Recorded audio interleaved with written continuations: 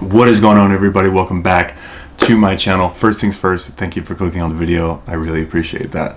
Now, in this video, we're going to be talking about the Sony 24-70 F2.8 G Master.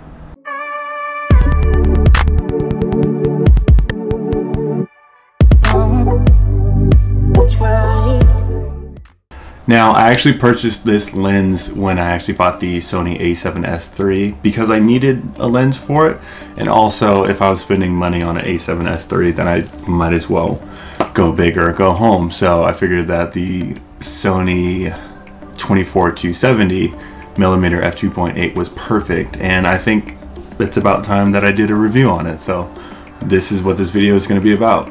Now, for starters, let's go over the basic things that you might already know about, but you should know about if you don't already. Now, first things first, the price. Now, the price of the lens is $1,798, which is fairly on the pricey side, okay? So I can easily tell you right off the bat, if you're looking into getting this lens, prepare to pay a very hefty amount, okay?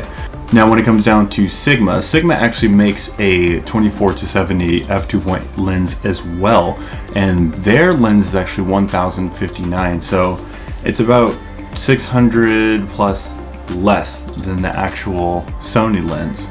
So if you wanted an alternative, because Sigma does make E-mount lenses, you can actually go for that as well too. Now, with the lens, you can actually switch from manual to auto focus, and which is really actually very advantageous. I mainly use autofocus because it does very well and it pairs well with the A7S III. I can easily tell you right off the bat, 97% of the time I'm actually using autofocus.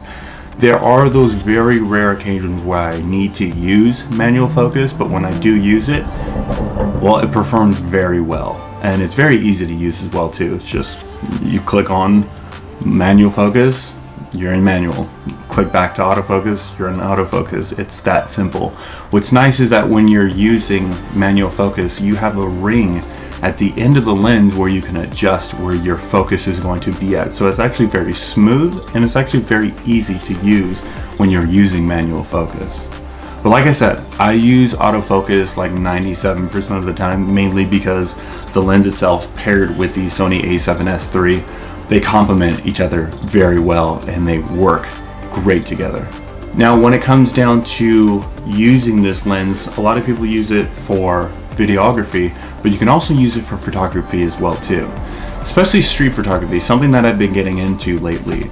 Now, a lot of people will tell you when it comes down to street photography that 85mm 1.8 is the sweet spot, which I can honestly agree with. Unfortunately, I don't own an 85 yet. I will be purchasing an 85. But from what I've been getting out of the 24-70, street photography is perfect with this lens. I not only do videography, but I also got into the photography side of things as well too. And it's nice not to be stuck at an 85, because when you have an 85mm 1.8, that's a set 85.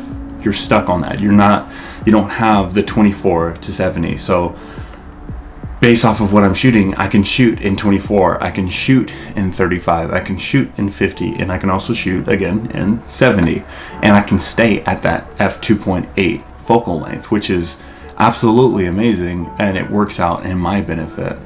Now, when it comes down to who is this lens for, well, like I said previously, me personally, I use this lens for both videography and photography, because what I get out of this lens is one word, and one word in particular: versatility. You get so much versatility out of this lens, and I can understand why the price is the way it is, mainly because you not only have the 24 side to things, or if you want to get a nice open range, but you also have 70 as well too, which is very close up if you're going to be doing portrait shots for photography.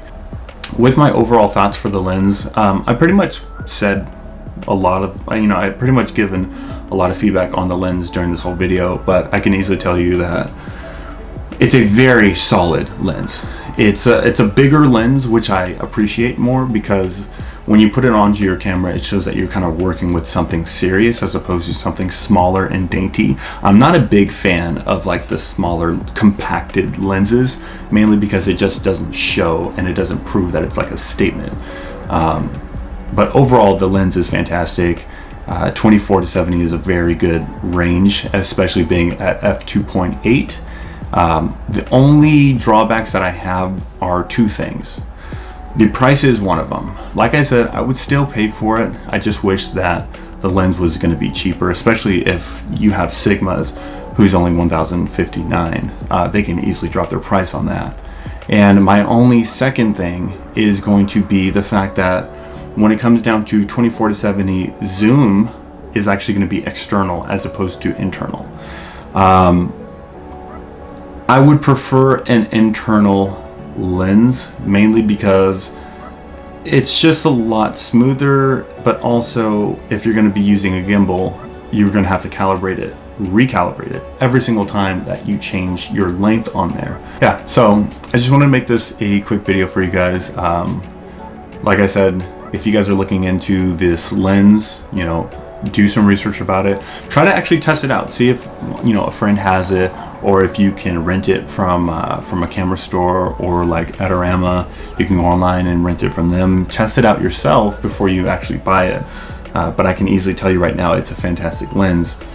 One thing I would do, being the fact that it is on the pricier side, if you're not looking to spend that much money, test out the Sigma version of the lens as well too.